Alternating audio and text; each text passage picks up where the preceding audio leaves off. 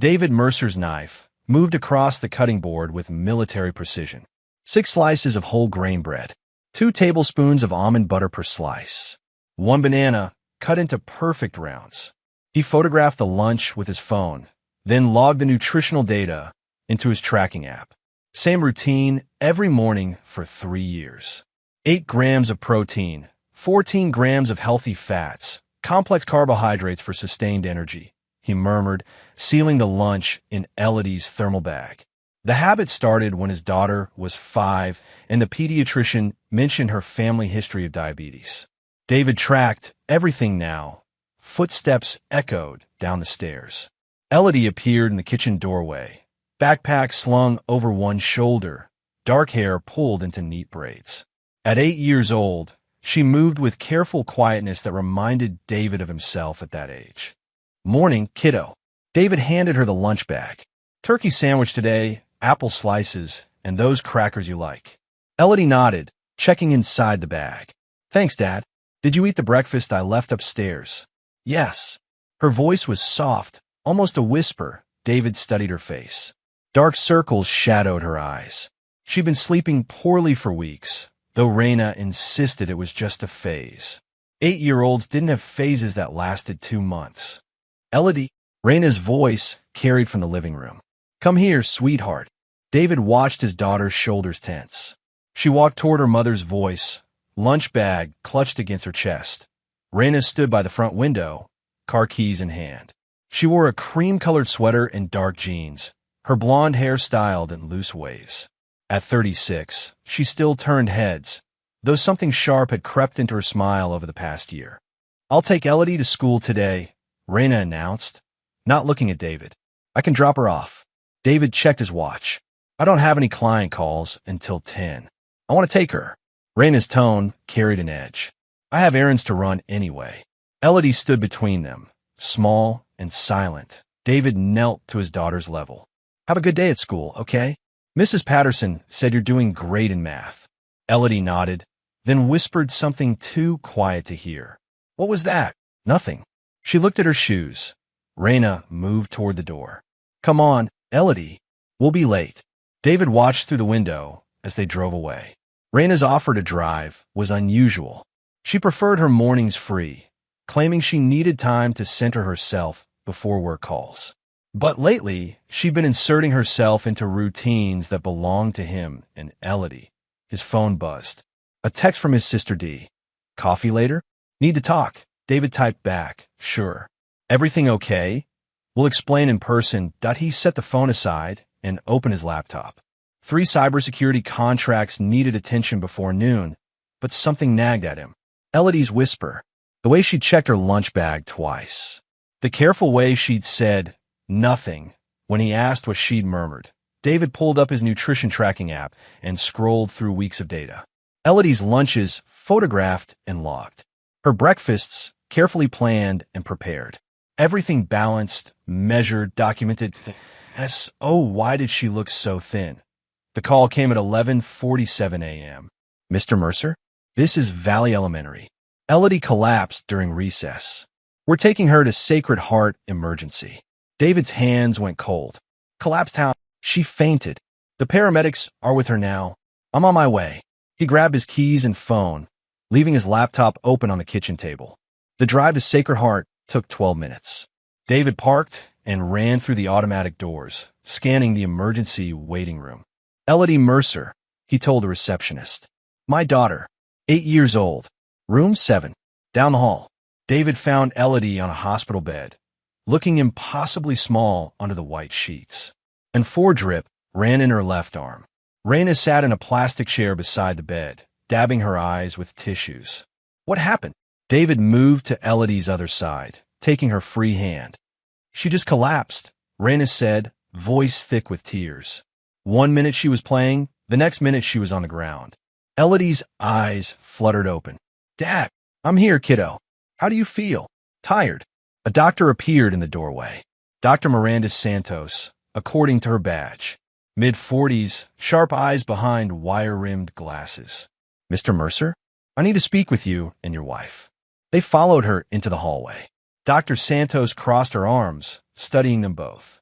Your daughter is suffering from severe malnutrition. Her blood sugar was dangerously low when she arrived. Her stomach is completely empty. David felt the world tilt. That's impossible. I made her breakfast this morning. I pack her lunch. When did she last eat? This morning. 7:30. Oatmeal with berries and milk. Dr. Santos consulted her tablet. Based on her blood work and physical examination, I'd estimate she hasn't had a substantial meal in at least 18 hours. Raina sobbed harder. This is my fault. I should have watched her more carefully. Mrs. Mercer, Dr. Santos said gently, malnutrition like this doesn't happen overnight. The protein levels in her blood suggest sustained undernutrition over several weeks. David stared at the doctor. Weeks? We'll need to keep her for observation. I'm also required to contact Child Protective Services when we see cases like this. CPS. Raina's voice shot higher. Why? It's standard protocol for severe malnutrition in children. They'll investigate to ensure the home environment is safe. David's military training kicked in. Stay calm. Gather information. Assess the situation. Doctor, I document everything my daughter eats. I have photos, nutritional data, meal plans. There has to be some mistake. I hope you're right, Mr. Mercer. But the physical evidence is clear. They returned to Elodie's room. She was sleeping again, breathing shallow and quick. David watched the steady drip of fluid into her arm and tried to make sense of what he'd heard. 18 hours without food. Weeks of malnutrition. But he fed her every day. He had proof. Raina reached for his hand. David, I'm so scared. He pulled away. Something was wrong. Something beyond his daughter's condition. In 12 years of marriage, he learned to trust his instincts about people. Right now, every instinct screamed danger. 2 hours later, a CPS worker arrived. Janet Kim was small and efficient, carrying a thick folder and a tablet computer. She introduced herself to David and Raina, then asked to speak with them privately. We need to discuss Elodie's home environment, she said, settling into a chair across from them. I have some questions about her care. Of course, David said. I want to help however I can. Janet Kim opened her folder. Mr. Mercer, we received a report about your household 3 weeks ago. David's blood went cold. What kind of report? A concerned party contacted us about potential neglect and emotional abuse. The report specifically mentioned your controlling behavior around food and your unpredictable temper. That's not true. David kept his voice level. Who filed this report? I can't share that information. But the timing is concerning, given your daughter's current condition. Raina shifted in her chair. David does get very intense about Elodie's diet. He tracks every calorie, takes pictures of her meals. Sometimes I think he goes too far. David turned to stare at his wife. I track her nutrition because of the family diabetes history. You know that. I know. But Elodie's mentioned that she's scared to eat sometimes because you get upset if she doesn't finish everything. When did she say that? A few weeks ago. She was worried about disappointing you. Janet Kim made notes on her tablet. Mr. Mercer, tell me about your military background. I served 6 years as a communications analyst. Honorably discharged. Any disciplinary issues? Anger management problems? None. The report mentions unpredictable behavior and rigid control over household routines.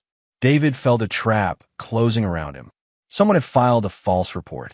Someone who knew enough about his habits to make the accusations sound plausible. Ms. Kim, I'd like to request copies of any reports filed about my family. That's not possible during an active investigation. Then I want to see evidence of my daughter's alleged malnutrition. Medical records, test results, anything that shows a pattern. Janet Kim exchanged glances with Raina.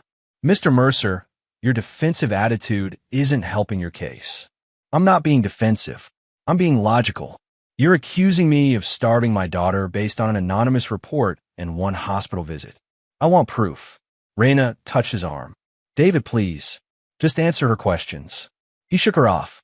I'll answer questions, but I want documentation.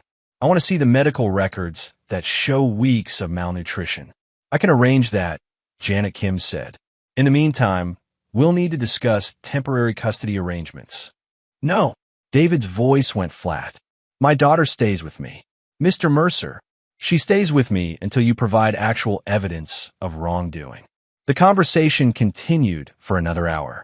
David answered every question, provided his work schedule, his financial records, emergency contacts. But the trap was already set. Someone had prepared the ground weeks. Janet Kim packed her files. She handed David a business card. I'll be in touch about the medical records. Please don't leave town without notifying me. After she left, David sat in the hallway outside Elodie's room. Raina had gone to get coffee, leaving him alone with his thoughts. 3 weeks ago, someone filed a false CPS report. Today, Elodie collapsed from malnutrition that allegedly developed over weeks. The timing was too perfect to be coincidence. David pulled out his phone and scrolled through his photo gallery. Hundreds of pictures of Elodie's meals. Breakfast, lunch, dinner, snacks. All documented, all balanced, all eaten in his presence. But what happened when he wasn't watching? That evening, David sat beside Elodie's hospital bed while she picked at a bowl of chicken soup. The four had improved her color, but she still moved slowly, carefully. How does the soup taste? He asked. Good. She took another small spoonful. Elodie, I need to ask you something important. Have you been eating the lunches I packed for you? She stopped eating, spoon halfway to her mouth. It's okay, David said gently. I just need to understand what's been happening. Elodie set down the spoon and looked around the room. Raina had gone home to shower and change clothes. They were alone. Daddy. Her voice was barely a whisper. What is it, kiddo? Mom says not to eat what you make. David felt his chest tighten. What do you mean? She says your food makes people sick. That's why I should only eat what she gives me. When does she tell you this? In the car. When she drives me to school. She says not to tell you because you'll get mad. David's hands clenched into fists. He forced them to relax. What else does Mom say? Julian says you're trying to poison me. Elodie's eyes filled with tears. But I don't think you would. You're my dad. Julian. David had heard the name once or twice. One of Raina's clients, she'd said. Someone who needed help planning events. Elodie, is Julian, Mom's friend. He comes over sometimes when you're working. He doesn't like me very much. What makes you think that? He tells Mom I'm in the way, that I'm a burden. She wiped her nose with the back of her hand. He says Mom would be happier without me around. David's vision went red for a moment. He breathed deeply, counting to 10 like his father had taught him during survival training. Never react emotionally. Collect information first. How long has Julian been coming over? A few months. Mom says not to tell you about him. Do you see Julian a lot? Sometimes he's there when I get home from school. Mom sent me to my room and tells me to do homework. David leaned forward. Elodie, this is very important. Have you been eating the lunches I pack? I try to, but Mom checks my backpack when she picks me up. If the food is gone, she gets upset. She says I'm being foolish and dangerous. So what do you do with the lunches? I throw them away at school, in the cafeteria trash can. David closed his eyes. Weeks of carefully planned nutrition thrown away. His daughter, starving while he documented meals she never ate. Are you hungry now? Elodie nodded. All the time. Mom gives me crackers sometimes, but she says I need to learn portion control. Portion control? She says I'm getting chubby, and boys won't like me if I'm fat. 8 years old. His 8-year-old daughter was being told she was fat while slowly starving. Elodie, listen to me carefully. None of this is your fault. You didn't do anything wrong. But Mom says, your mom is wrong, and Julian is wrong. You're supposed to eat the food I make for you. It's good food, and it will help you grow strong. Promise? I promise. And I promise something else. This is going to stop. Elodie smiled for the first time in weeks. She picked up her spoon and finished the entire bowl of soup. After she fell asleep, David walked into the hallway and called his sister. Dee, I need your help. The next morning, David brought Elodie home from the hospital with strict instructions to monitor her eating and return if she showed any signs of distress. He'd arranged to work from home for the rest of the week, claiming a family emergency with his clients. Raina fussed over Elodie, making a show of preparing bland foods and encouraging rest. David watched his wife's performance with new eyes. Every gesture seemed calculated, every word carefully chosen. I'll pick up some nutritional supplements, Raina announced around noon. The doctor said she needs to gain weight slowly. I'll go with you, David said. No need. You should stay with Elodie. After Raina left, David settled Elodie on the couch with a movie and went to his home office. Time to examine their digital security. David's home network was more sophisticated than most. 2 routers, multiple access points, and a dedicated server that stored security footage from 8 cameras around the property. He'd installed the system after a neighbor's house was broken into the previous year. The first thing he noticed was the gaps. 3 weeks of footage were corrupted or missing entirely. The gaps corresponded exactly with the time frame Janet Kim had mentioned for the CPS report. David checked the router logs and found unauthorized access attempts going back 6 weeks. Someone had been hacking his network. David ran a deeper analysis, pulling data from backup logs stored on his secure cloud server. The intrusion was sophisticated, but not perfect. The hacker had tried to cover their tracks, but they'd missed the redundant systems David had learned to implement during his military service. At 2:47 p.m. on a Tuesday 3 weeks ago, someone had accessed his network from inside the house. The MAC address belonged to their shared laptop, the one Raina used for her event planning business. David checked the laptop's browser history. It had been cleared, but cached files told a different story.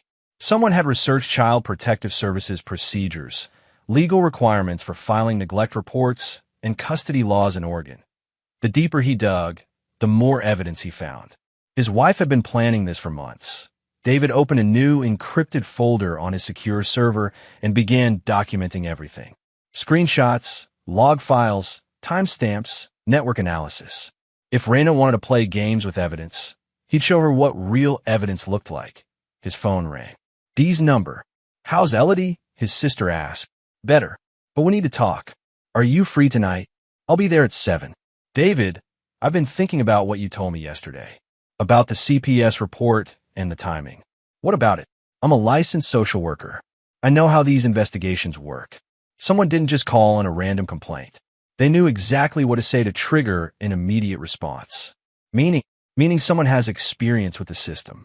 Either they've dealt with CPS before, or they had help from someone who has. David looked toward the living room, where Elodie was watching cartoons and eating the sandwich he'd made for her lunch. For the first time in weeks, she'd asked for seconds. Dee, I need you to help me document something. Behavioral patterns, psychological abuse indicators, anything that would hold up in court. David, what are you planning? I'm planning to protect my daughter. Whatever it takes. After the call, David installed new security cameras in hidden locations throughout the house. Wireless units with encrypted data transmission and backup to multiple secure servers. If someone wanted to tamper with evidence again, they'd have to find devices they didn't know existed. He also installed voice-activated recording software on his phone and purchased 3 additional devices disguised as everyday objects. Every conversation in his house would now be documented. That'd be why the time Raina returned with the supplements. David had built the foundation of his digital evidence vault. Now he needed to wait and watch. His wife had shown her hand too early. She thought she was smart enough to frame him and get away with it. She was about to learn the difference between clever and careful. As Raina prepared dinner, David photographed every ingredient, every step of the cooking process, and every bite Elodie took. His daughter ate everything, smiling and talking more than she had in months. She seems better, Raina observed, watching Elodie finish her vegetables. She's getting proper nutrition, David replied. Amazing what food can do. Raina's smile flickered for just a moment. But David caught it, and so did the hidden camera mounted behind the kitchen clock. The game was beginning. Dee arrived at 7 sharp, carrying a briefcase and wearing the serious expression she used during difficult cases. David had always trusted his sister's judgment. 5 years older and infinitely wiser about people, she'd been the one to warn him about Raina's manipulative tendencies early in their marriage. You should have listened. Where's Raina? Dee asked, setting her briefcase on the kitchen table. Upstairs with Elodie. Bedtime routine. Dee pulled out a yellow legal pad and several manila folders. I've been reviewing literature on psychological abuse and parental alienation. Based on what you told me yesterday, I think we're dealing with a systematic campaign to isolate Elodie from you. David poured coffee and sat across from his sister. Walk me through it. First, the food restrictions. By telling Elodie that your meals are dangerous, Raina creates fear and dependency. Elodie becomes afraid to eat anything you provide, making her reliant on her mother for survival, which explains the malnutrition. Exactly. But it's more than that. Dee flipped through her notes. The secrecy component is crucial. Elodie is told not to tell you about these conversations, which creates a sense of conspiracy and makes her feel complicit. David thought about his daughter's whispered confessions in the hospital. She was scared to tell me, because she's been conditioned to believe that telling you would result in punishment or anger. Raina is using classic isolation techniques. What about Julian? Dee's expression darkened. The introduction of a third party who validates the mother's narrative is a major escalation. It's no longer just Raina's word against yours now. There's another adult telling Elodie that her father is dangerous.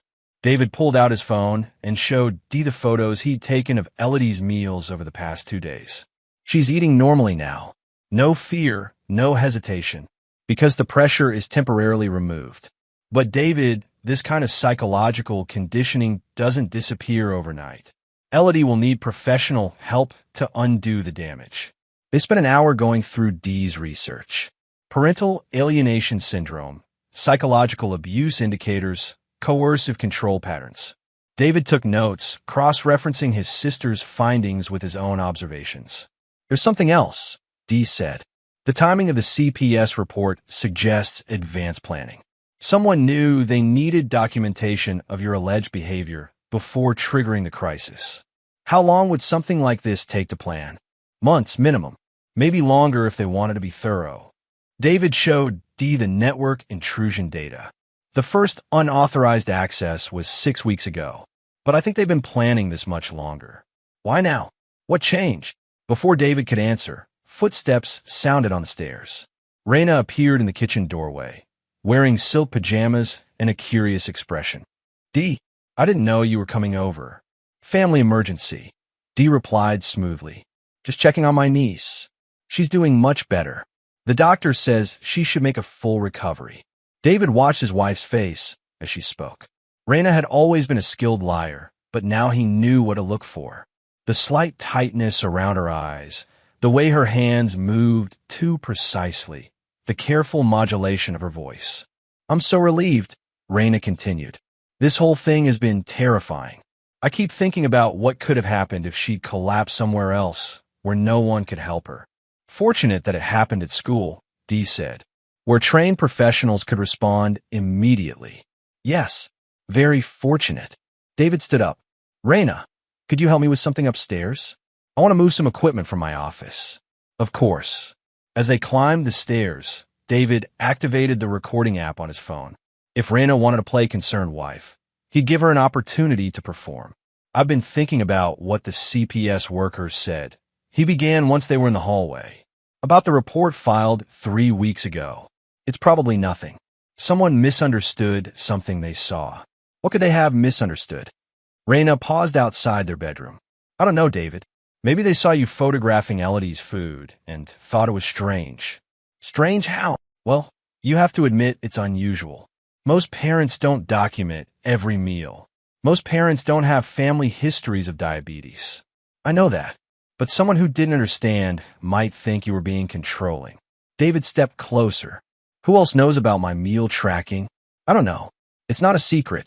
Raina, I need you to think carefully. Who you talk to about our family routines? About how I handle Elodie's diet? No one specific. Maybe I mentioned it in conversation with friends. Which friends? David, I can't remember every casual conversation I've had. Why does it matter? Because someone filed a detailed report about my behavior. They knew specific information about our household. Raina crossed her arms. Are you suggesting I had something to do with that report? I'm trying to understand how a stranger would know intimate details about our private life. Maybe it wasn't a stranger. Maybe it was someone who's concerned about Elodie. David felt the conversation shifting into dangerous territory. Raina was testing him, seeing how much he suspected.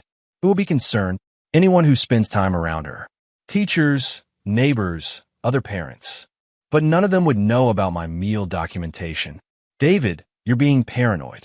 Bad things happen sometimes. It doesn't mean there's a conspiracy. He smiled and touched her shoulder. You're right. I'm probably overthinking this. Raina relaxed slightly. It's been a stressful few days. We're all on edge. I'm just grateful Elodie is okay. Me too.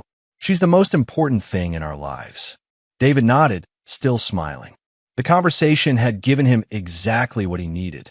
Raina's responses were evasive and defensive. She tried to redirect blame toward teachers and neighbors while dismissing his concerns as paranoia. More importantly, she lied about not discussing their family routines with anyone. Earlier, Elodie had mentioned Julian by name and described specific conversations about David's food being dangerous. Back downstairs, Dee was packing her files.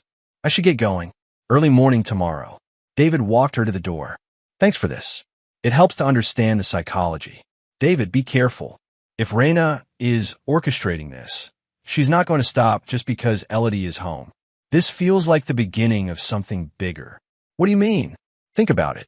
Why would someone go to this much trouble to document your alleged abuse unless they plan to use that documentation for something major? David watched his sister drive away, then returned to his office and opened the encrypted folder containing his evidence files. Dee was right. The CPS report wasn't an end goal, it was preparation for something larger. He pulled up Oregon custody laws and began reading.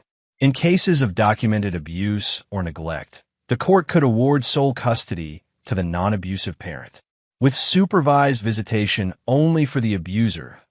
If Raina could prove David was dangerous, she could take Elodie and disappear.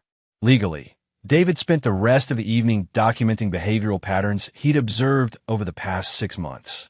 Raina's increasing coldness toward Elodie, her insistence on handling school drop-offs and pickups, her sudden interest in their financial accounts, her new habit of taking private phone calls in the garage by midnight. He'd filled 12 pages with observations and cross-referenced them with the timeline of network intrusions and missing security footage. The pattern was clear. His wife had been planning to destroy him for months. The only question was why. The next morning, David called his neighbor Harlan Kim. They'd known each other for 3 years, bonding over their shared background in technology and single parenting. Harlan worked as a cybersecurity consultant and had helped David set up his home network security. I need your expertise, David said when Harlan answered. Can you come over this afternoon? Sure. What's the problem? Someone's been hacking my network. I need help recovering deleted files. How much data are we talking about? Several weeks of security footage and possibly deleted documents from a shared laptop. Bring the laptop over after lunch. I've got some specialized recovery tools. David spent the morning playing board games with Elodie and documenting her improved appetite and mood. She'd gained 2 pounds since leaving the hospital and was sleeping better. Without the psychological pressure from Raina, she was returning to normal behavior patterns. Raina had gone out around 10, claiming she needed to meet with a client about an upcoming event. David noted the time and activated his hidden recording devices. If she brought Julian to the house, he wanted documentation. At T1 o'clock, David carried their shared laptop to Harlan's house. His neighbor lived in a converted garage behind his main residence, surrounded by computer equipment and electronics projects. Nice setup, David observed, looking around the cluttered workspace. Paranoia pays well in cybersecurity. Harlan connected the laptop to a specialized recovery device. Tell me what happened. David explained the network intrusions and missing files without mentioning Raina specifically. Harlan nodded as he worked, running deep scans and recovery protocols. Someone tried to wipe this drive professionally, Harlan said after 20 minutes. But they made mistakes. Recovery software can usually retrieve deleted files unless the drive has been physically destroyed or overwritten multiple times. What kind of mistakes? They cleared browser history and deleted obvious files, but they didn't touch system caches, temporary folders, or registry entries. Amateur hour. Harlan's software ran for 2 hours, scanning every sector of the hard drive. David watched progress bars crawl across multiple monitors while his neighbor explained the technical details.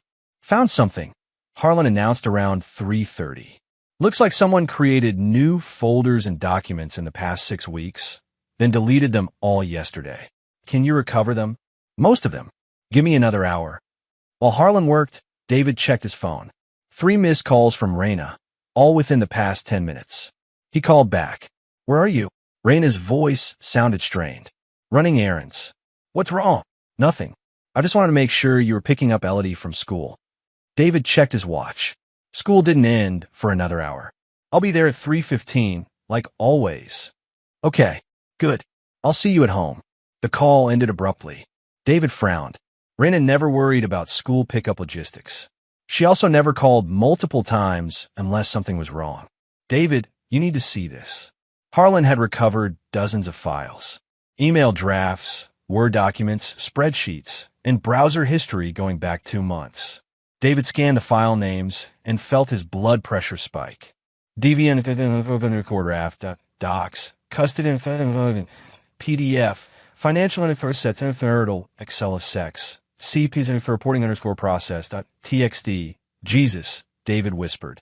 There's more. Harlan opened one of the documents. Someone was researching how to file domestic violence reports, custody procedures, and asset protection strategies. The fake journal entries were the worst. Detailed descriptions of David's alleged violent behavior, complete with dates, times, and fabricated quotes. The writing style was unmistakably Raina's, but the content was pure fiction. David screamed at Elodie for 20 minutes because she didn't finish her vegetables. He told her she was weak and worthless. I'm afraid of what he might do if I intervene. Found David standing over Elodie's bed at 2 a.m., watching her sleep. When I asked what he was doing, he said he was checking for signs of disobedience. His behavior is becoming increasingly erratic. David threw Elodie's lunch against the wall when she said she wasn't hungry. He forced her to eat scraps off the floor while calling her ungrateful. I don't know how much more of this I can take. Page after page of lies, documented with false timestamps and emotional detail, designed to convince social workers and judges. David, this is seriously messed up, Harlan said. Someone was building a case against you. Keep looking. I need everything. The spreadsheet was even more damning. It contained a detailed timeline of David's work schedule, notes about security camera locations and blind spots, and a financial analysis of their joint assets. Point 1 column was labeled exit strategy and included contact information for divorce attorneys, custody specialists, and something called relocation services. The browser history showed searches for disappearing with children, international custody laws, and new identity documents. Harlan, I need copies of everything. Multiple backup copies. Already on it.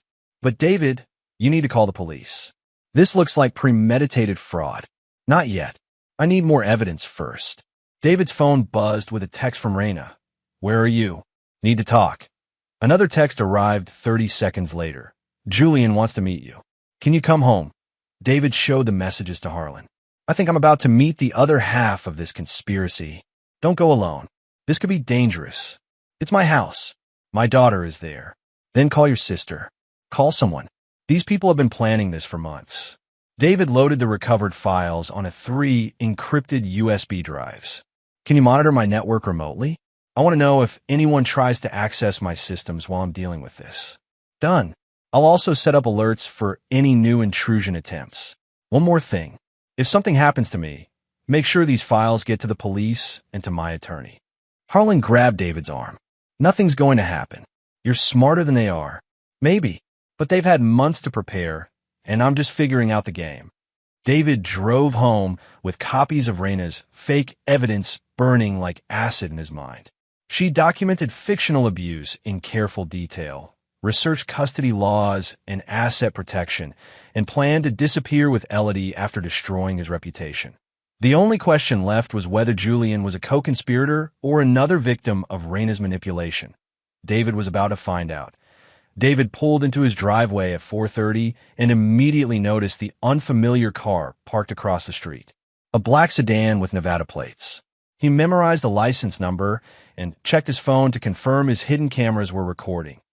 Elodie met him at the front door, still wearing her school backpack. Dad, Mom said you're going to meet Julian today. That's right. How was school? Good. Mrs. Patterson said I'm catching up on my math homework. David knelt to help remove her backpack. Are you hungry? A little. Can I have those crackers with cheese? Absolutely. Go wash your hands, and I'll make you a snack. As Elodie headed upstairs, David activated the recording app on his phone and slipped a small wireless microphone into his shirt pocket. Whatever conversation was about to happen, he wanted multiple recordings from different devices. Raina appeared in the kitchen as David was arranging crackers and cheese on a plate. Julian's waiting in the living room, she said. He's excited to finally meet you. What does he want to discuss? Elodie, mostly. He's concerned about her. David set down the knife he was using to slice cheese. Concerned how? Just come talk to him. He'll explain. David followed Raina into the living room, where a man in his early 40s stood examining family photos on the mantel. Julian was tall and lean, with dark hair and sharp features. He wore an expensive suit and carried himself with the confidence of someone accustomed to getting his way. David. Julian turned with a practiced smile and extended his hand. I'm Julian Cray. Raina's told me so much about you. David shook his hand, noting the firm grip and direct eye contact. Nice to meet you. Raina says you have concerns about Elodie. Why don't we sit down? Julian gestured toward the couch. This might take a while. They settled into what felt like a negotiation. Julian on the couch, Raina beside him, David in the armchair across from them. The positioning felt deliberate. David, I want to be direct with you, Julian began. Raina and I have been discussing Elodie's situation, and we're both worried about her well-being. What situation? The malnutrition incident was a wake-up call. Children don't just collapse from starvation in loving homes. David kept his expression neutral. The doctors said she's recovering well. Physically, yes. But what about psychologically? Raina tells me Elodie's been exhibiting signs of stress and anxiety for months. Such as? Julian exchanged glances with Raina. Sleep disturbances, social withdrawal, fear of eating certain foods. Classic symptoms of an unstable home environment. Are you a psychologist? Julian, I have experience with troubled families. I've seen what happens when children are exposed to controlling, unpredictable behavior. David leaned forward. What exactly are you suggesting? I'm suggesting that Elodie needs stability. She needs to feel safe and loved, not monitored and controlled. I don't monitor or control my daughter. David, Raina interjected. You photograph her meals. You track every calorie she eats. You've turned nutrition into a source of anxiety instead of nourishment. I track her nutrition because of family medical history. But look at the result, Julian said. She's afraid to eat. She's lost weight. She collapsed at school. David studied Julian's face as he spoke. Smooth delivery, practiced arguments, just enough emotional appeal to sound reasonable. This man was very good at manipulation. Julian, how long have you known my family? A few months. Raina and I met through business connections. What kind of business? I help people with complex life transitions. Financial planning, relocation services, legal consultation. Interesting. Do you have an office here in Eugene? I work primarily with clients who value privacy. Most of my consultations are conducted in confidential settings. David translated. Julian operated without fixed business addresses or traditional client relationships. He was either very exclusive or very shady. Let me ask you something else, David continued. What do you think should happen next? With Elodie's situation, Julian and Raina exchanged another glance. David caught it and filed it away. They'd rehearsed this conversation. Honestly, Julian said, I think Elodie needs time away from stressful influences. Maybe a change of environment while the family works through these issues. You mean she should live somewhere else? Temporarily, until everyone can establish healthier patterns. Where would she live? Raina has family in California. A fresh start might be beneficial for everyone. David felt the pieces clicking into place. Raina and Julian wanted to take Elodie out of state, away from his influence and legal reach. Once they crossed state lines, custody battles became exponentially more complicated. That's an interesting idea, David said. But I think Elodie's doing better at home. She's eating normally, sleeping well, engaging with her schoolwork. For now, Julian replied. But what happens when the stress returns? What happens when old patterns reassert themselves? What old patterns? Julian's mask slipped for just a moment. David caught a flash of irritation before the smooth expression returned. David, we're trying to help here. Raina is concerned about her daughter's well-being. I'm offering professional consultation. But if you're not willing to acknowledge the problem, what problem specifically? You need to control everything around you. Your inability to recognize when your behavior is damaging the people you claim to love. David smiled. Julian, you don't know me well enough to make psychological assessments. I know what Raina has told me. I know what Elodie has experienced. And what has Elodie experienced? Fear, anxiety, confusion about why her father treats meals like military operations. David's phone vibrated. A text from Harlan. Someone's trying to access your network right now. Multiple intrusion attempts. Excuse me for a moment, David said, standing up. I need to check on Elodie. He climbed the stairs and found his daughter in her room, working on homework at her desk. She looked up when he entered. How's the math coming along? Good. These problems are easier than the ones from last week. Elodie, Julian is here talking with Mom and me. If you need anything, just call for me, okay? Okay, Dad. David kissed the top of her head and returned downstairs. Julian and Raina had moved closer together on the couch and were speaking in low voices. They separated when David entered the room. Everything okay? Raina asked. Fine. Where were we? We were discussing Elodie's needs, Julian said. David, I want to be clear about something. Raina cares deeply about her daughter. She's willing to do whatever it takes to protect Elodie, even if that means making difficult decisions. What kind of difficult decisions? Legal ones if necessary. CPS investigations can go in many directions, depending on what evidence emerges. David felt the threat like a physical weight. Julian was telling him that more accusations were coming unless he cooperated with their demands. Julian, are you threatening me? I'm explaining reality. When children are endangered, the system responds. Courts prioritize child safety over parental convenience. And you think Elodie is endangered. I think she's at risk. The question is whether that risk will be addressed voluntarily or through legal intervention. David looked at Raina. She was watching him with an expression he'd never seen before. Cold calculation mixed with something like anticipation. Raina, is this what you want? To take Elodie away from me. I want what's best for our daughter. That's not an answer. David, you're not the same person I married. You've become obsessive, controlling, unpredictable. I can't expose Elodie to that anymore. When did you come to this conclusion? It's been building for months. The meal tracking was just the beginning. You've isolated us from friends, questioned my decisions, treated our home like a surveillance state. David almost laughed. She was accusing him of surveillance while sitting next to the man who'd been helping her hack his network and plan her escape. I see, David said. So you've decided I'm an unfit father. I've decided Elodie deserves better. Julian stood up. David, this doesn't have to be adversarial. If you're willing to work with us, we can find solutions that benefit everyone. What kind of solutions? Voluntary custody arrangements. Supervised visitation while you address your issues. Professional counseling to help you develop healthier relationships. And if I'm not willing to work with you? Julian's smile turned sharp. Then we'll let the courts decide what's best for Elodie. David stood as well. I think this conversation is over. Think about what we've discussed, Julian said. Raina has my number if you want to talk more. After they left, David checked his security monitors. Harlan's alerts showed 3 separate intrusion attempts during the hour-long conversation. Julian had either brought hacking equipment or had an accomplice working remotely. David called Harlan. They tried to access my network while Julian was here. I blocked them, but they were persistent. Professional-grade tools. Can you trace the attempts? Working on it.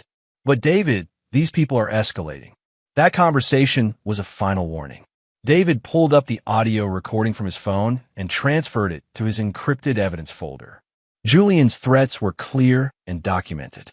More importantly, their coordination was obvious to anyone who knew what to listen for. He had 3 days, maybe less, before Raina filed additional CPS reports or moved to take Elodie out of state. Time enough to gather more evidence, but only if he moved quickly. David opened his laptop and began researching Julian Cray. If the man was helping Raina destroy his family, David wanted to know everything about him, starting with whether Julian Cray was his real name. David spent that evening running deep background searches on Julian Cray, while Elodie slept upstairs. What he found confirmed his worst suspicions. Julian Cray didn't exist before 2019. The Social Security number belonged to a Julian Crayston who died in a car accident in Nevada 5 years ago. The business licenses were fake.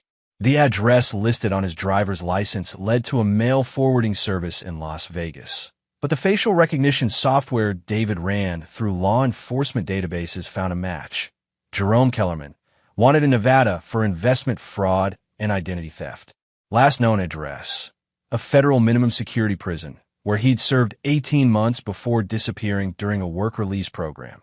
Raina wasn't just planning to take Elodie away, she was planning to do it with a convicted felon who was already running from the law. David printed everything and called Dee.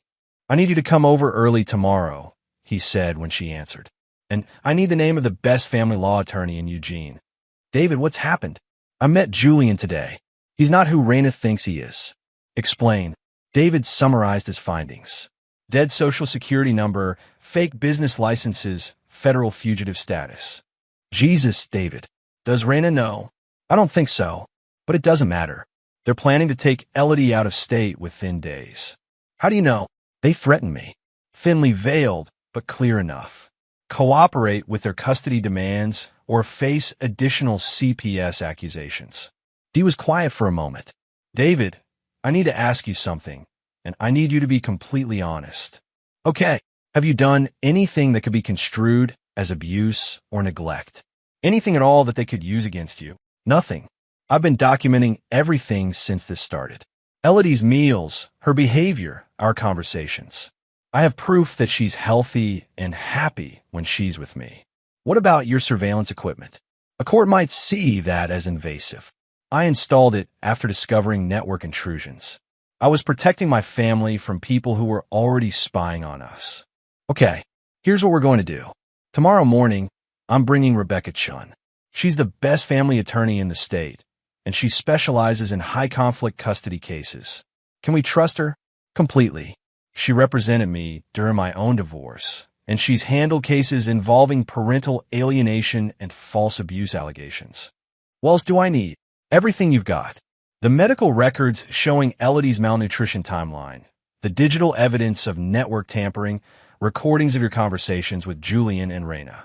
We need to document a pattern of deception and manipulation." "What about Julian's criminal background?" "Rebecca will know how to use that. A court won't look favorably on a mother who's planning to flee the state with a federal fugitive." After the call, David spent 2 hours organizing his evidence files. Screenshots, audio recordings, medical documents, financial records, and now Julian's criminal history. The pattern was clear and well documented, but David knew evidence wasn't enough. Raina and Julian had been planning their strategy for months. They'd filed false reports, created fake documentation, and positioned themselves as concerned parties trying to protect a child from an abusive father. David needed more than evidence. He needed to catch them in the act.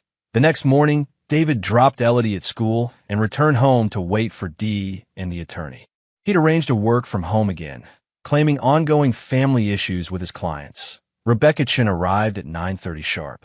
Mid-40s, silver hair, and the kind of intense focus that David associated with military commanders and emergency room surgeons.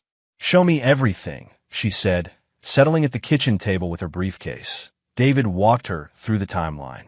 Elodie's malnutrition, the false CPS reports, the network intrusions, Raina's fake journal entries, and Julian's criminal background.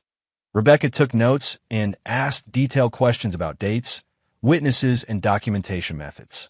"This is good work," she said after reviewing the digital evidence. "Your wife and her accomplice made significant mistakes, such as they created too much documentation. Real abuse victims don't usually keep detailed journals with exact dates and quotes. It looks manufactured. What about the CPS reports? The timeline is suspicious. Reports filed weeks before the triggering incident suggests advanced planning rather than genuine concern." Rebecca opened her briefcase and pulled out several legal documents. "I've prepared emergency motions for protective custody and a restraining order against Julian. But I need more." What kind of more? I need them to commit a crime we can document in real time. Tampering with evidence, additional perjury, or attempting to flee with Elodie. How do we make that happen? We give them an opportunity and wait for them to take it. Dee leaned forward. What are you suggesting? David, you're going to call Raina and tell her you've reconsidered Julian's offer. You want to discuss voluntary custody arrangements. They'll be suspicious. Maybe, but they'll also be tempted. They've invested months in this plan. If you're offering to cooperate, they'll want to lock in their victory. And then we document whatever crimes they commit during the negotiation process. David thought about it. The plan was risky, but so was waiting for Raina and Julian to make their next move. What if they just take Elodie and run? They won't, Rebecca said confidently. They want legal custody, not kidnapping charges. Running now would make them fugitives and destroy any chance of legitimizing their position. When do we do this? Today.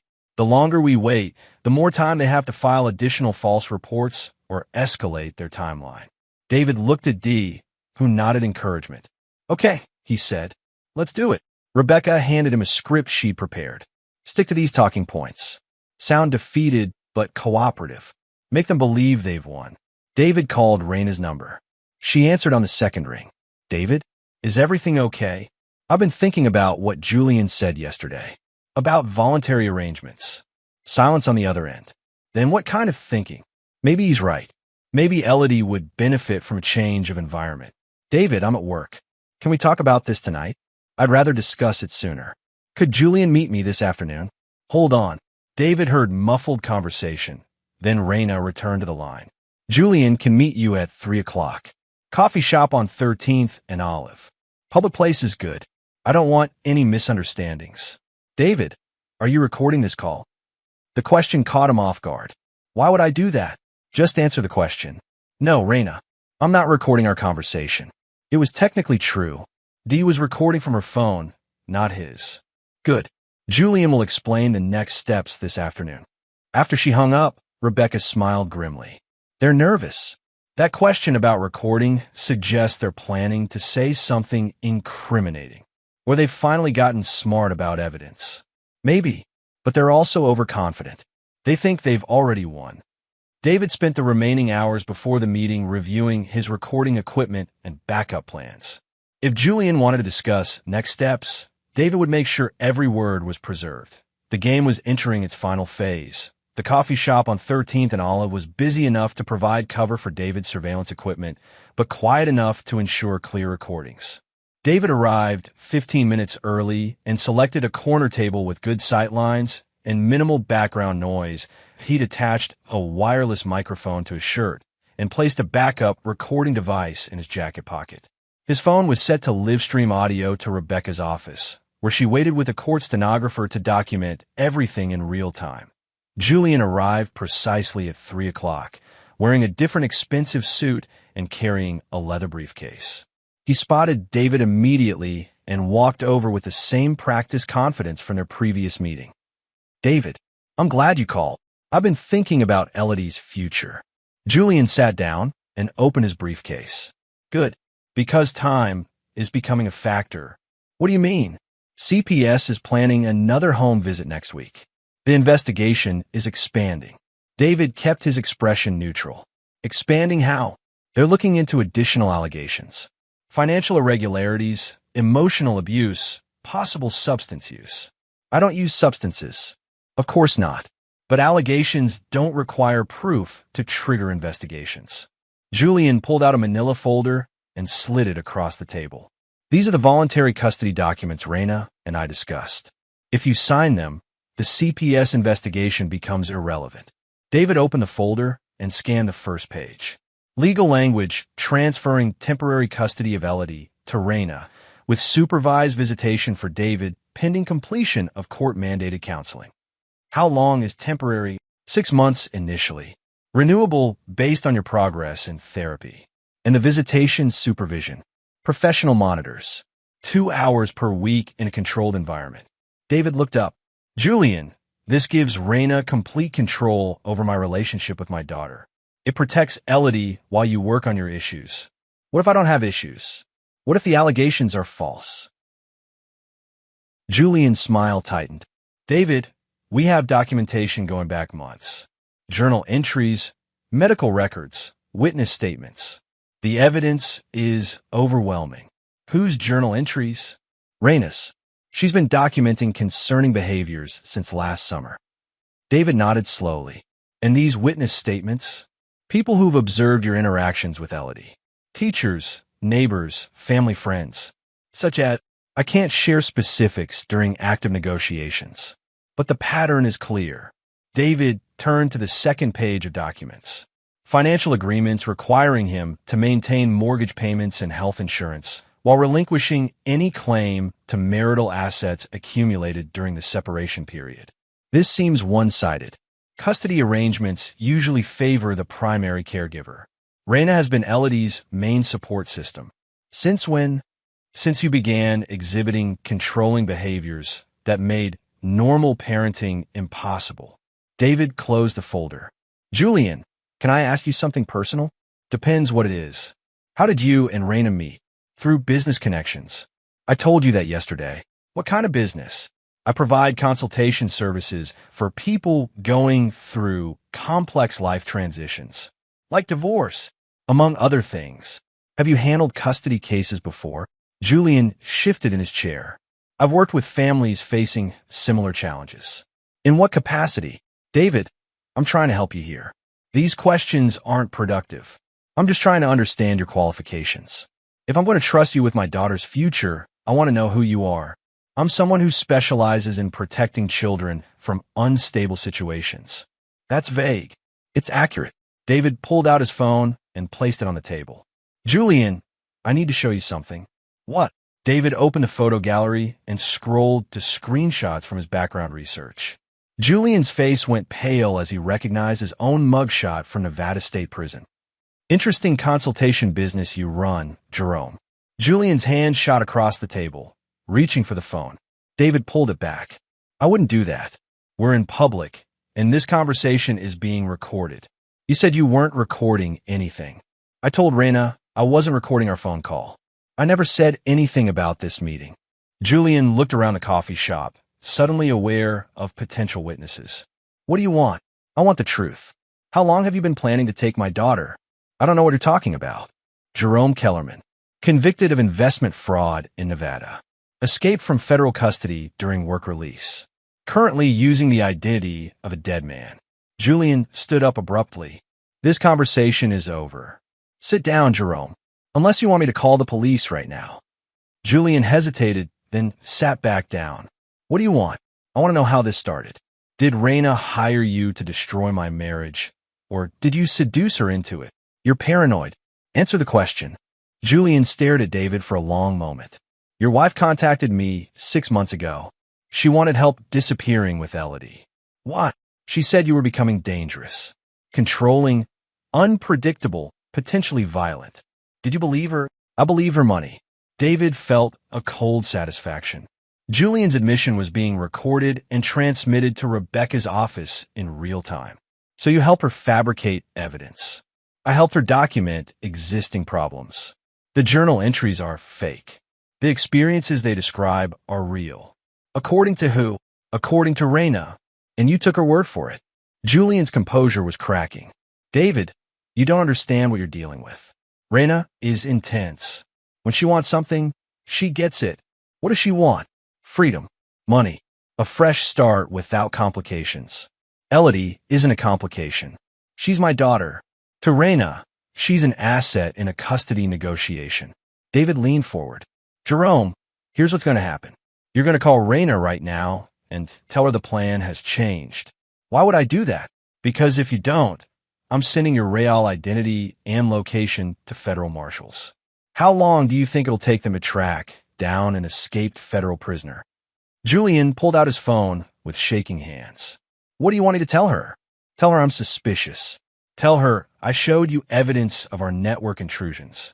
Tell her she needs to destroy any remaining fake documentation before I find it. That will make her panic. Exactly.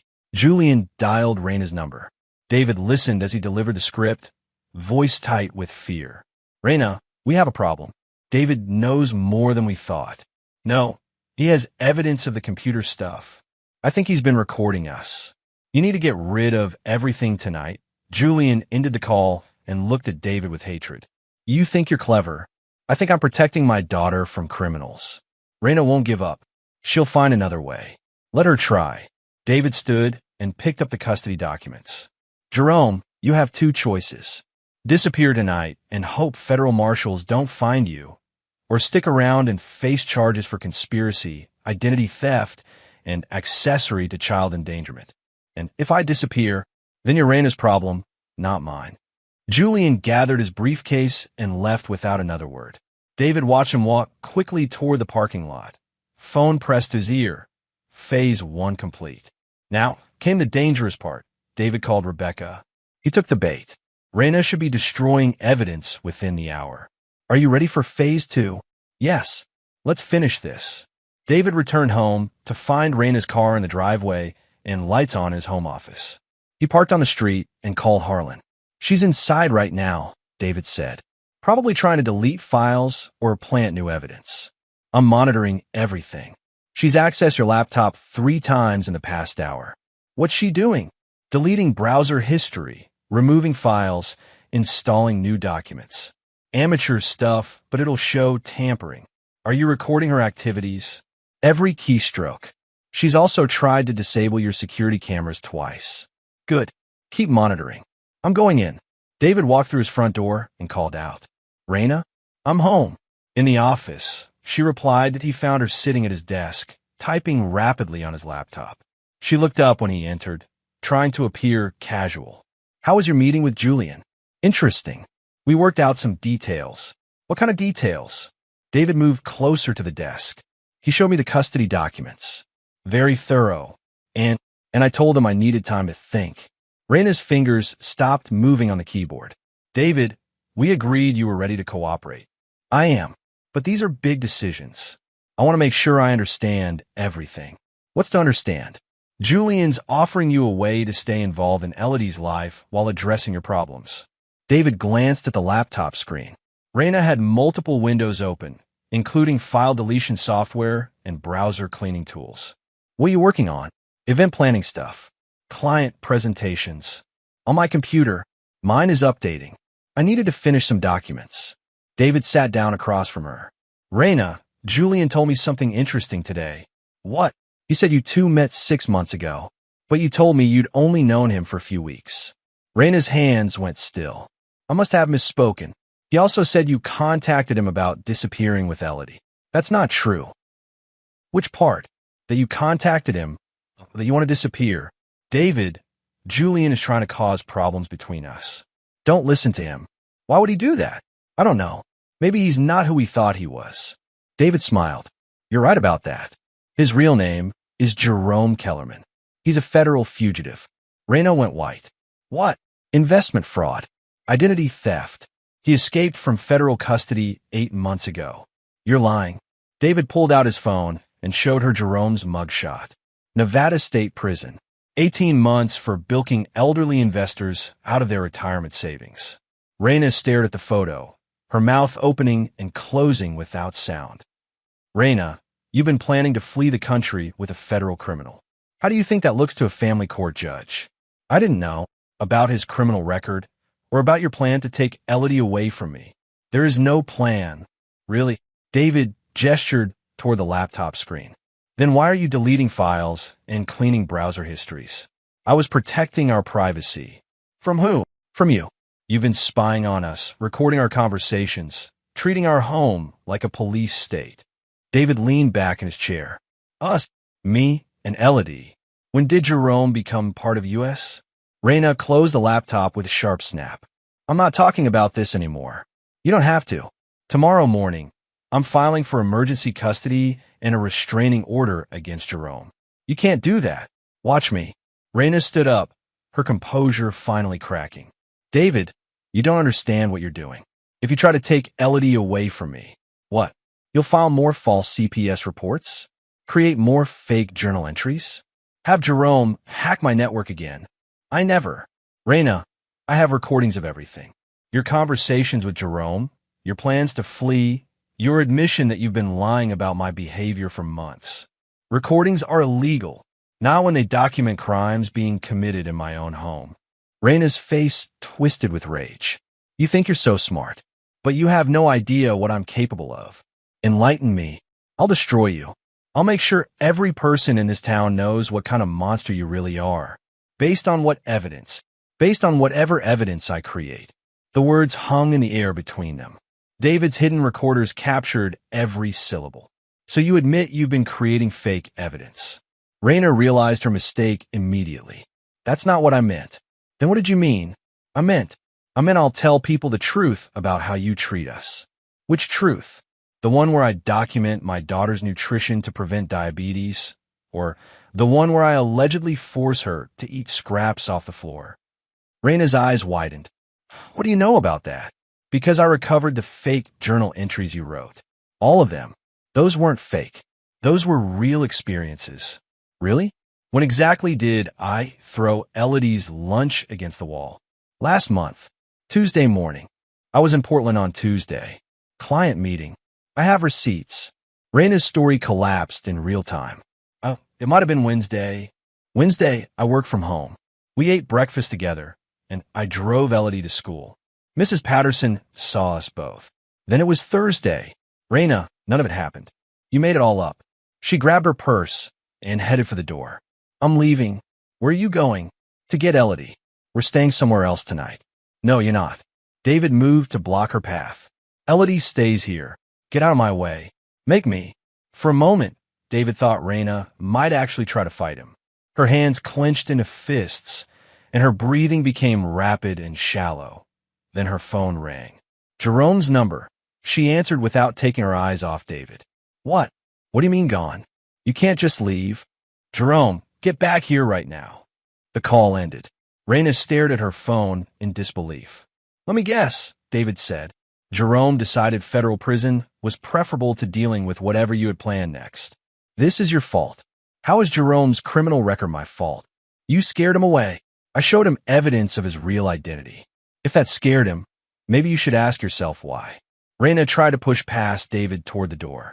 He didn't move. Raina, sit down. We need to talk. I'm getting my daughter. She's not your daughter anymore. The words hit Raina like physical blows. What? After what you've done, no court in the country will give you custody. I'm her mother. You're a conspirator who tried to frame her father for child abuse. You can't prove that. David pulled out his phone and played a snippet of her conversation with Jerome from the coffee shop. Her voice filled the room. Based on whatever evidence I create. Raina sank into a chair, the fight draining out of her. David, please. I made mistakes, but I love Elodie. You starve her to frame me for abuse. I was protecting her from your control. By making her afraid to eat food I prepared. By telling her I was trying to poison her. You were becoming obsessive. I was preventing diabetes. They stared at each other across an unbridgeable divide. David saw the woman he'd married 12 years ago, but also the stranger who'd spent 6 months plotting to destroy his life. Raina, here's what's going to happen. Tomorrow morning, I'm filing for sole custody. You can fight it if you want, but you'll lose. I'll tell them about your surveillance equipment, your recordings, your obsessive behavior, and I'll tell them about Jerome's criminal record, your fake journal entries, and your plans to flee the country with my daughter. They'll never believe you. They'll believe the evidence. David's phone buzzed with a text from Rebecca. Emergency custody hearing scheduled for 9 a.m. tomorrow. Bring everything. Raina, you should probably call a lawyer. She looked up at him with hatred and defeat warring in her expression. This isn't over. Yes, it is. The Multnomah County Courthouse at 9 a.m. was exactly what David expected. Fluorescent lighting, uncomfortable chairs, and the kind of institutional beige that made everything look slightly unreal. David sat at a long table with Rebecca, Sean, and Dee, reviewing documents one final time. Across the aisle, Raina sat with a court-appointed attorney who looked like he'd rather be anywhere else. Judge Patricia Morrison entered precisely at 9 o'clock. Late 50s, silver hair, and the no-nonsense demeanor of someone who'd heard every possible variation of family tragedy. This is an emergency hearing regarding the custody of Elodie Mercer, Judge Morrison announced. Mr. Petrikoff, You're representing Mrs. Mercer? Yes, Your Honor. My client maintains that Mr. Mercer's petition is retaliatory and based on misunderstandings. Ms. Chun, Your Honor, we have extensive evidence of Mrs. Mercer's systematic plan to frame my client for child abuse while planning to flee the state with their daughter. Judge Morrison reviewed the case file. This involves allegations of malnutrition, false reporting, and tampering with evidence. Among other things, Your Honor, Mr. Petrikoff, how does your client respond to these allegations? Raina's attorney stood. Your Honor, Mrs. Mercer was genuinely concerned about her daughter's well-being. Mr. Mercer's obsessive monitoring of the child. Ms. Chun, Rebecca stood and activated a tablet computer. Your Honor, I'd like to present evidence that Mrs. Mercer's concerns were fabricated as part of a premeditated conspiracy. Proceed. Rebecca began with Elodie's medical records. The timeline shows that Elodie's malnutrition coincided exactly with Mrs. Mercer's increased involvement in school transportation. Mr. Mercer continued preparing balanced meals, but the child was instructed not to eat them. She played audio recordings of Elodie's hospital room conversations. The little girl's voice filled the courtroom. Mom says not to eat what you make. She says your food makes people sick. Judge Morrison's expression darkened. Continue. Rebecca presented the fake journal entries recovered from the family laptop. These documents were created and deleted over a 6-week period, coinciding with Mrs. Mercer's initial contact with Child Protective Services. Mr. Petrikoff, Your Honor, journal writing is a common coping mechanism for domestic violence victims, even when the journal entries describe events that never occurred. Rebecca pulled out David's work schedule and receipts. Mrs. Mercer's journal describes violent incidents on days when Mr. Mercer was out of state on business. The evidence continued for 2 hours. Network intrusion logs, Jerome's criminal background, recorded conversations planning Elodie's relocation, and financial documents showing asset protection strategies. Judge Morrison called a recess at 11:30. David and Rebecca huddled in the hallway, while Raina and her attorney had what looked like a difficult conversation near the elevators. How do you think it's going? David asked. Better than I hoped. The judge is taking this seriously. What about Raina's attorney? He's trying to minimize the damage, but there's too much evidence. When court resumed, Judge Morrison's demeanor had shifted from professional neutrality to barely controlled anger. Ms. Chun, do you have additional evidence? Yes, Your Honor. We have recordings from yesterday evening when Mrs. Mercer admitted to creating false evidence. Rebecca played the audio from David's office. I'll make sure every person in this town knows what kind of monster you really are, based on whatever evidence I create. The courtroom went silent. Even Raina's attorney looked stunned. Mr. Petrikoff, does your client wish to respond? Your Honor, my client was emotionally distraught. Her words were taken out of context. What context would justify threatening to create false evidence? She was expressing frustration, not admitting to criminal behavior. Judge Morrison turned to Raina. Mrs. Mercer, please stand. Raina rose slowly, her face pale and drawn. Mrs. Mercer, based on the evidence presented, I find that you engaged in a systematic campaign to falsely accuse your husband of child abuse while simultaneously endangering your daughter's health and safety. Your Honor, I was trying to protect. You were trying to manipulate the legal system for personal gain. Your actions constitute perjury, child endangerment, and conspiracy to commit fraud. Judge Morrison's gavel hit the bench with finality. I hereby grant Mr. Mercer sole legal and physical custody of Elodie Mercer. Mrs. Mercer's parental rights are suspended pending criminal investigation. Your Honor, Raina's attorney protested. Suspension of parental rights requires. Mr. Petrikoff, when a parent deliberately starves their child to frame the other parent for abuse, parental rights become secondary to child safety. Judge Morrison continued. Mrs. Mercer, you are prohibited from contacting your daughter except through court-supervised visitation, which may be scheduled after you complete psychological evaluation and counseling. This is insane, Raina shouted. I'm her mother. You forfeited that privilege when you put your daughter's life at risk for personal advantage. Security officers moved toward Raina, as her composure completely collapsed. "David, you bastard. You planned this whole thing."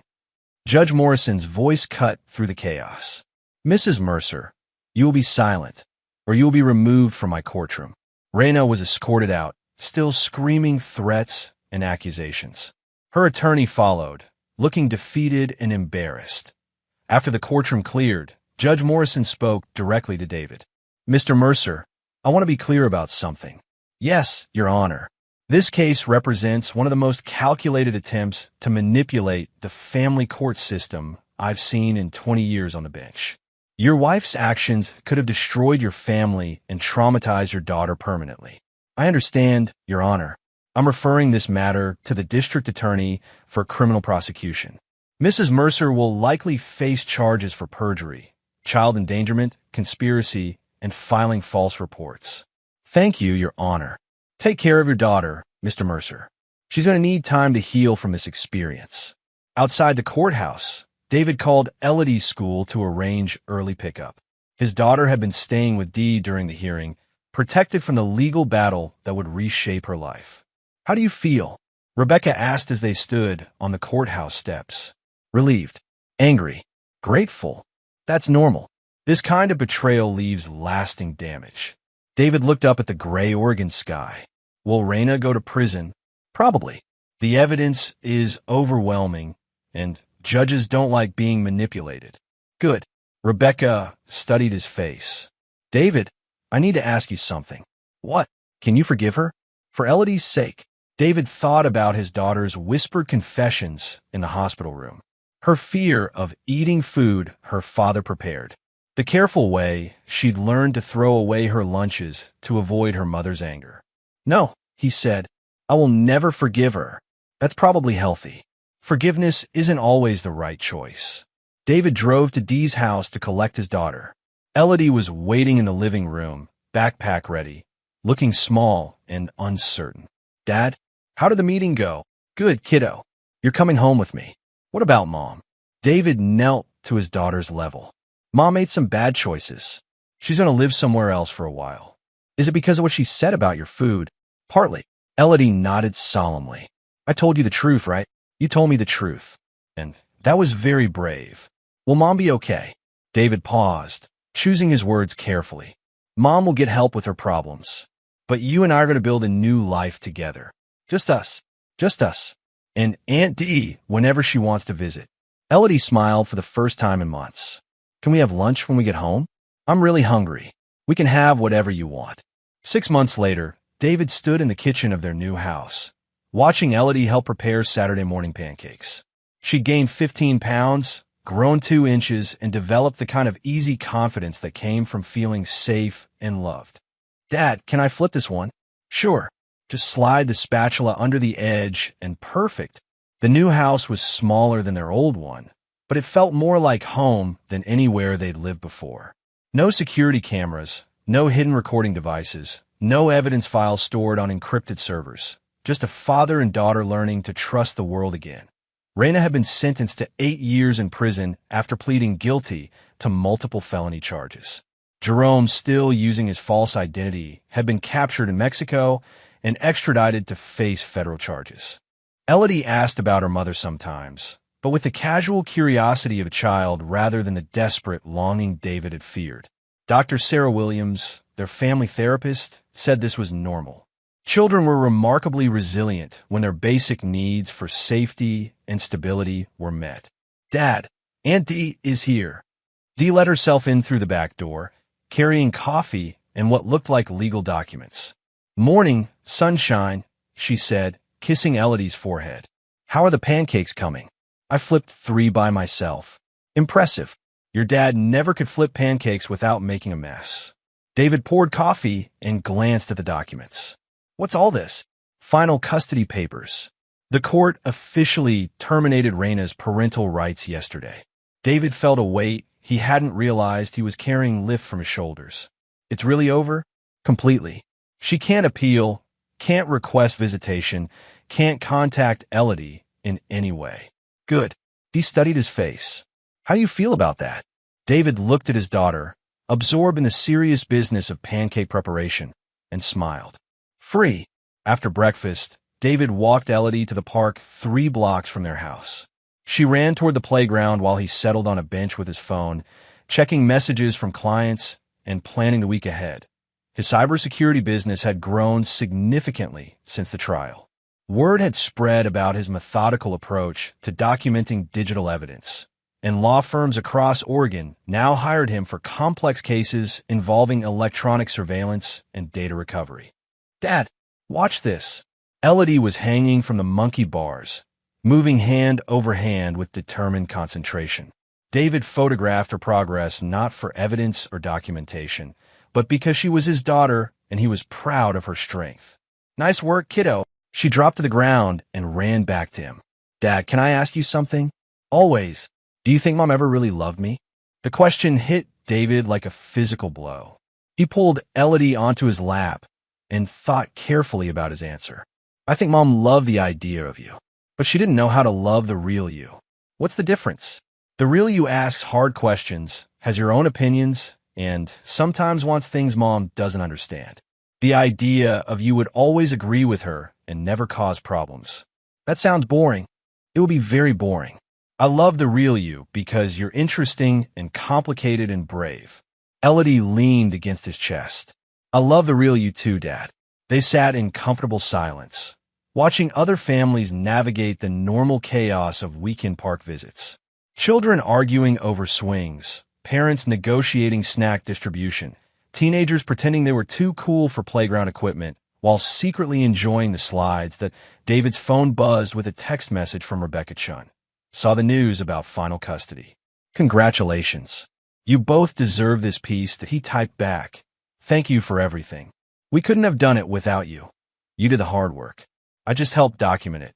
David put his phone away and focused on the simple pleasure of watching his daughter play. No hidden agendas, no surveillance equipment, no evidence files to maintain. Just a father and daughter building a life based on trust, honesty, and the kind of love that didn't require documentation to prove its existence. "Dad, I'm hungry." "Again? We just had pancakes an hour ago. Growing girls need lots of food. You taught me that." David laughed and stood up. "Come on, let's go home and make lunch." As they walked back to the house, Elodie slipped her hand into his. "Dad, yeah, I'm glad it's just us now." "Me too, kiddo. Me too." David looked ahead to their small house with its fresh paint and new beginning. The kitchen window caught afternoon sunlight, and he could see the refrigerator where he'd hung a simple whiteboard with nothing more complicated than grocery lists and soccer practice schedules in meal tracking spreadsheets. No nutritional documentation. No evidence of anything except a father and daughter learning to live without fear. They reached the front door, and Elodie ran ahead to unlock it with her own key. She was responsible and independent and absolutely fearless, everything her mother had tried to prevent her from becoming. "What should we have for lunch?" Elodie called from the kitchen. "Whatever you want," David replied. "But I get to taste everything first." "What?" "Because that's what dads do. We make sure everything is safe, even when there's no danger." David thought about the question as he joined her in the kitchen. Especially then. Elodie nodded as if this made perfect sense, then began pulling ingredients from the refrigerator with the confident movements of a child who had never doubted her next meal would appear. And in that moment, David knew they had won more than a custody battle. They had reclaimed the simple, precious gift of ordinary life. The whiteboard on the refrigerator was blank except for a single note in Elodie's careful handwriting. "Thank you, Dad, for keeping me safe." David smiled and began making lunch, tasting every ingredient twice.